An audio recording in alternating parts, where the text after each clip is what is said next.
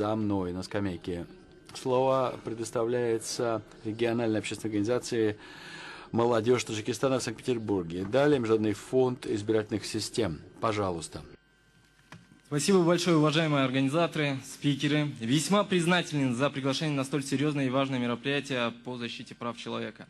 Я Аминджон Абдурахимов, председатель региональной общественной организации «Молодежное общество студентов Таджикистана».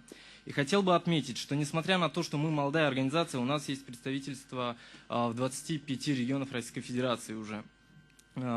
Сейчас же хотим официально зарегистрировать организацию в Европе. Хочу заметить, что у наших студентов более 20 тысяч человек, и это только в Российской Федерации. Сегодня неоднократно поднимали тему демократических выборов в Таджикистане. И как у независимой организации у нас есть свое видение данной ситуации. Последние выборы 2015 года показали, что таджикский народ самостоятельно и добровольно сделал выбор нынешнего руководства. Я хотел бы отметить, что в Таджикистане во время выборов приглашаются представители западных и восточных стран. Также в этих выборах активно участвуют представители различных международных и гражданских организаций, и также ОБСЕ, чтобы выборы проводились прозрачно и в соответствии с международными стандартами.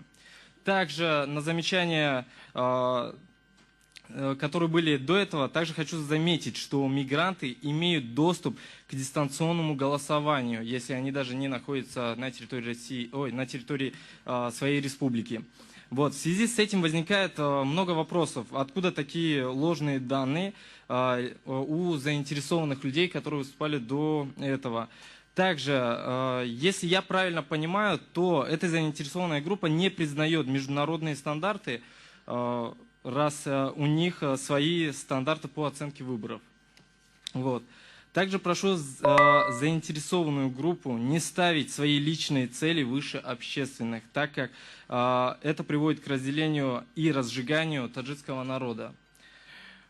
Наша молодежная организация является примером института демократии, потому что у нас есть свой устав, мы практически сами среди молодежи можем действовать, работать, и никто не ущемляет наши права.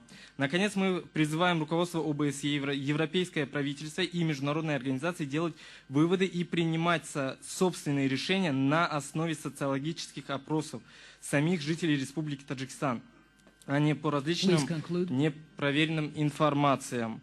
Последнее предложение. Также прошу ОБСЕ проверять на наличие официально зарегистрировано или нет общественной организации, которые здесь выступают. Это пожелание на будущее. Спасибо. Благодарю.